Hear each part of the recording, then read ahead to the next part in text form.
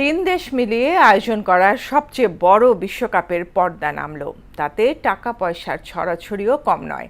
বিশ্বকাপ জেতার স্পেন দল প্রাইজ মানি হিসেবে পাচ্ছে মোট $5 কোটি, যা বাংলাদেশি টাকায় 615 কোটি টাকা।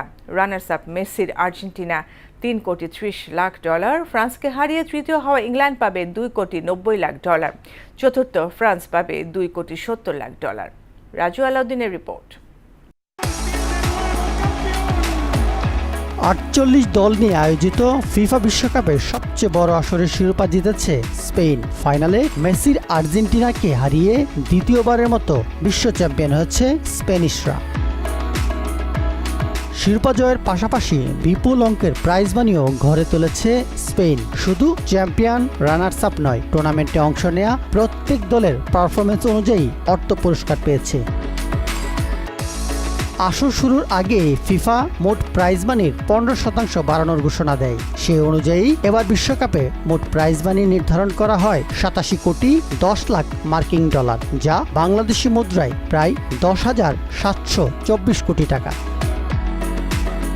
চ্যাম্পিয়ন স্পেন প্রাইজ মানি হিসাবে পেয়েছে $5 কোটি, যা বাংলাদেশি মুদ্রায় প্রায় 615 কোটি টাকা। রানার্স আপ আর্জেন্টিনা পেল $3,30,00,000, অর্থাৎ প্রায় 406 কোটি টাকা।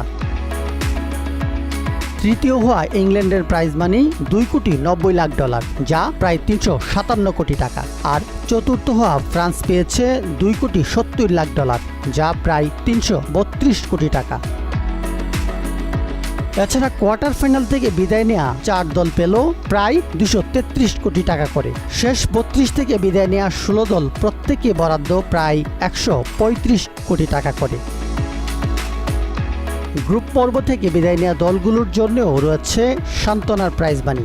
এই পর্যায়ে বিদায় নেওয়া প্রত্যেক দল পেল 110 কোটি টাকা করে। রাজু আলাউদ্দিন, মোহনা সংবাদ।